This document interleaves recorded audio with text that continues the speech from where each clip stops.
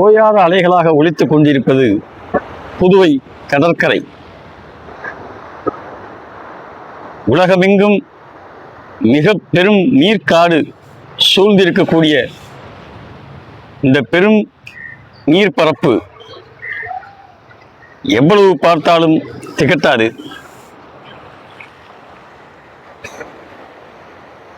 இந்த புதுச்சேரி கடற்கரைக்கு அப்படியே மிகச்சரியாக எதிரில்,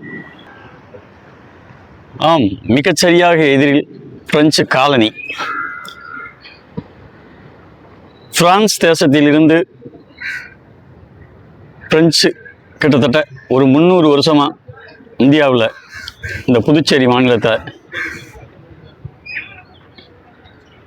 ஒரு ரூல் பண்ணிக்கிட்டு இருந்தாங்கன்றது ஒரு நிதர்சனமான உண்மை.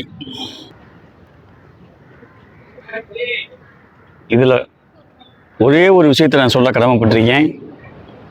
இந்த பிரெஞ்சு ரூல் பண்ண இந்த காலகட்டத்தில் வியாபார நோக்கத்தோடு வந்த இவர்கள் இங்கிருக்கக்கூடிய செல்வங்களை தங்களது தேசத்திற்கு சூறையாடி கொண்டு சென்றார்கள் என்ற உண்மையை தாண்டி இந்த பிரெஞ்சு கட்டடக்கலையை மட்டும் அவர்களால் எடுத்துச் செல்ல முடியவில்லை.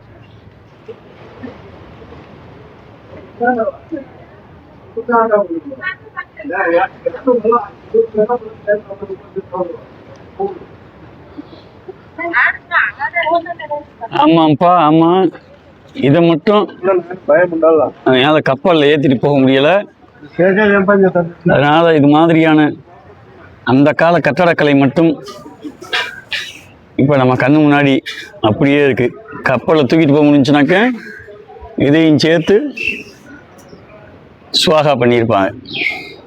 இது மாதிரி நிறைய கட்டிடங்கள் அருமையாக இருக்குது. கட்டிடக்கலைகள் வந்து காம்பவுண்ட் வால் ஒவ்வொன்றும் பார்த்தீங்கன்னாக்க கிட்டத்தட்ட ஒரு 1.5 அடியில் காம்பவுண்ட் வால் போட்டிருக்காங்க. செங்கல் சுண்ணாம்பு அந்த கால கட்டடக்கலை அருமையாக. நன்றி, வணக்கம். புதுச்சேரி கடற்கரையிலிருந்து நம்ம ஈசி டிவி 007. ஆஹா.